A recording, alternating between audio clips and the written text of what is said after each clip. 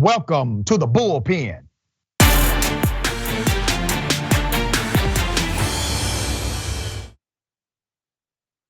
In the Bullpen today, we have Lillian Tara, a contributor with Young Voices and the Institute of Economic Affairs. All right, very smart person looking to become an economy or economics policy expert.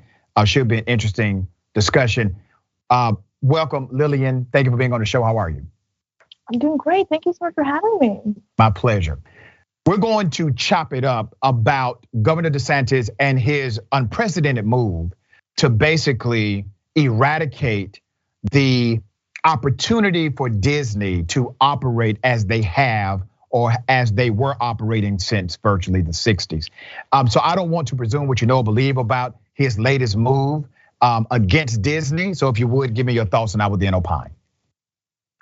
I think it's quite interesting. So I think for starters, it's important to remember that this is a special district in regards to local regulation. Disney still, regardless, would have to fall under Florida state legislature, and they don't actually have that kind of political authority. However, one of the biggest issues that is coming up with this is the issue of the debt that Disney has collected over the years, about $1 billion in bonds.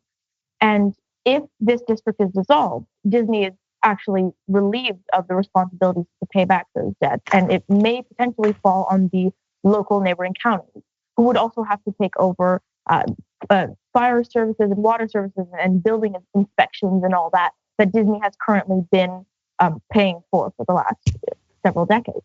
So it's very tricky and it's interesting. And I think in regards to DeSantis, he's factoring in the social culture wars as opposed to just the economic side of things, which is quite controversial. Yeah, it's bad, right? It's wrong. Would you not agree? I think in terms of the bill itself, it was not clear as to how they would be paying back the bond and whether or not Disney would be footing the bill. So I'm curious as to see what they're expecting out of that. So let me run down the list, and this is what I do with my college students in the policy in my policy classes. Okay, number one, I ask, what was the why? So we start there. What was the why? Why was this legislation even important? Number two is it right? Number three is it legal? 4, is it constitutional? 5, is it helpful? And 6, is there a general consensus to do it? So let's just start at number 1, the why. I submit to you that the why is in itself a constitutional violation. And let me explain why I have that proclamation. The why for Governor DeSantis is because he disagrees with Disney's CEO as it relates to what has been deemed the Don't Say Gay bill. He says, the CEO of Disney says, we're going to fight to repeal that bill. I'm on record, I'm going to fight to repeal it. It's a bad political bill. Well, remember, the Supreme Court has already interpreted the Constitution and said, well, corporations do have freedom of speech. They have political rights, they can say what they want to say. The First Amendment of the Constitution says, and their speech cannot be abridged upon by any governmental entity. Congress can't make a law that would abridge your freedom of speech.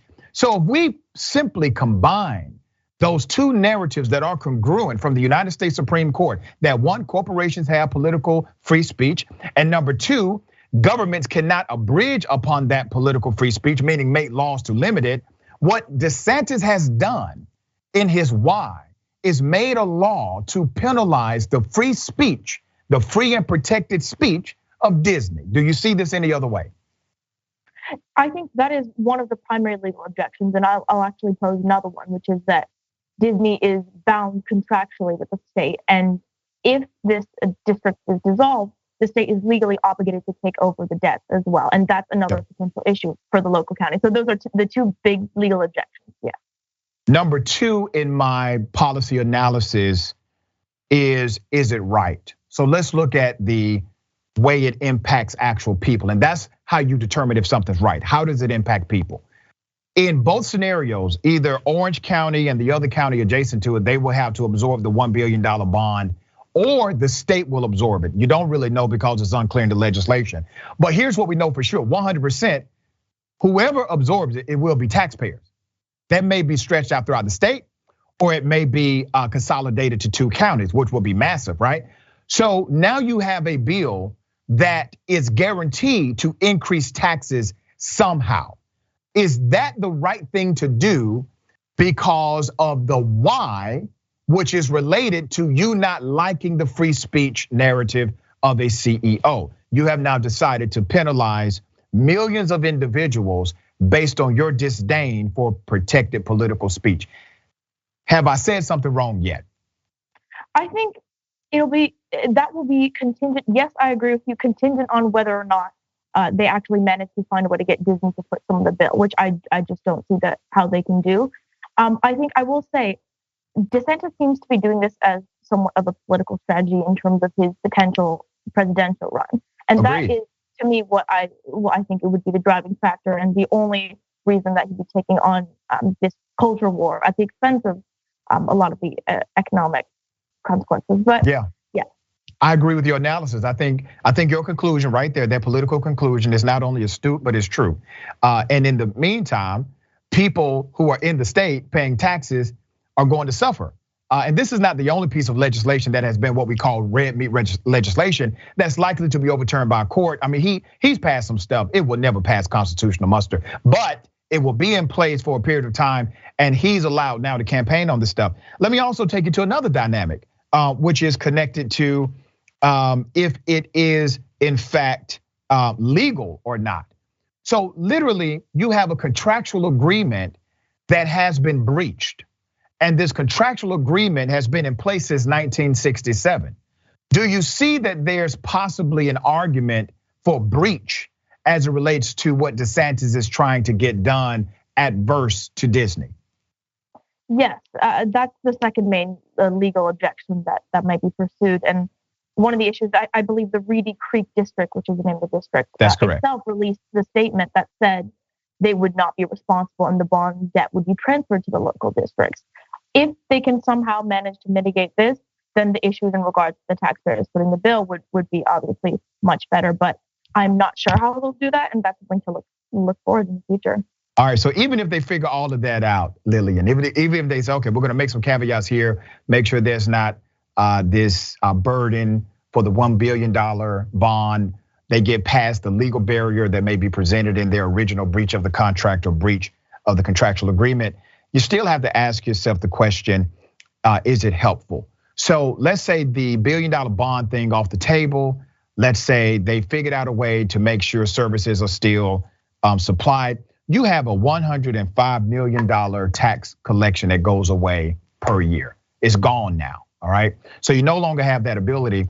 And based on my research, Disney actually runs the ambulance services for that local area based on their special district. And I want to remind people that special district, Disney isn't the only place that has one of those special districts. There are multiple districts like that in the state of Florida.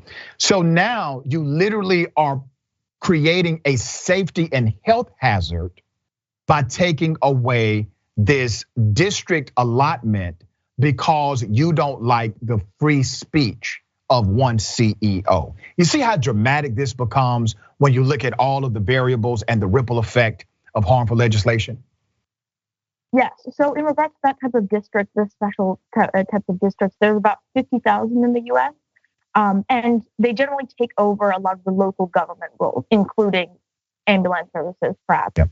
And what would happen in this case is that the local counties would most likely have to take over. So it wouldn't be left alone, but there would be the taxpayers paying for it.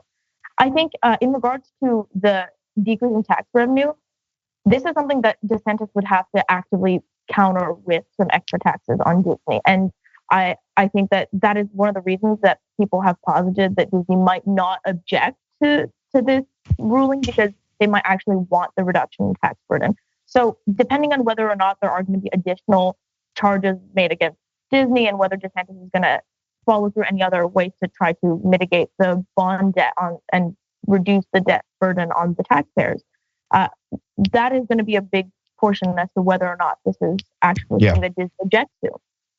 And listen, I really hate that sometimes conservatives do things that are so extreme that I'm in a position where I'm literally providing defense for a major corporation. I don't give a damn about Disney. Okay, let me just be very clear on the record. Disney, they have funded people on the left and the right. All right, they funded individuals I completely abhor. All right, but it is what it is. They're a major corporation. But this is a bad precedent. And the only reason why I have the position I have is because based on what the deal is today, that doesn't mean they can't change it later. But based on what the deal is today is harmful to general people, to the public. And I don't want to see that happen without providing some level of fight against it. I appreciate you being on the show. It's been a pleasure. Thank you. Thank you so much. Have a great day. Absolutely.